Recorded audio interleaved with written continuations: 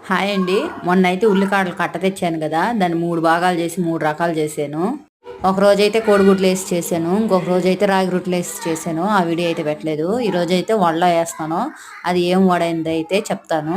నాకు ఈ ట్రే మీద పెట్టంగానే ఆ ట్రే మీద ఉన్న క్యాబేజీ ఈ కలరు 2 ఒకేలాగుండింది. దూరం నుంచి చూస్తే ఇవి కూడా దాంట్లోనే ఉన్నట్టుగా అనిపించింది నేచురల్‌గా. చానా బావుంది అలా చూడంగానే నాకైతే. ఇయైతే కట్ చేసేసుకున్నాను. ఇంతే అయిపోయినియి ఉల్లికాడలు.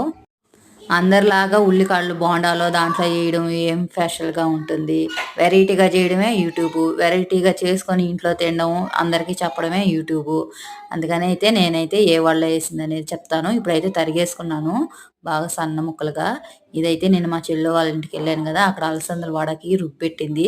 ఆడింక తినే టైం లేక హోటల్ పోయి వచ్చేటప్పటికి లేట్ అయిపోయింది. ఇంకేం తింటామని జెప్పి బాక్స్‌కైతే ఏసిచ్చేసింది. నేనైతే అలసంద వడలో ఏసి కలిపేసాను. కొంచెంగా సాల్టేసి, వాటరేసి బాగా లూజ్‌గా కలిపాను. బాగా మెత్తంగా కలుపుకున్నాక కొంచెం లూజ్‌గా కలుపుకోవాలి నీళ్ళు పోసి. ఇప్పుడైతే డీప్ ఫ్రైకి ఆయిల్ పెట్టేసాను. ఇప్పుడైతే వడేసేసాను. నేను వడైతే చేతిలోనే తట్టేసేస్తాను. మినపొడైనా గూడా అలాగే ఏసేస్తాను. బాగా కరకరలాడుతా ఉన్నాయి. అలసంద వడలో ఉల్లికాడలేసి అయితే చేశాను. చాలా టేస్ట్‌గా ఉండింది.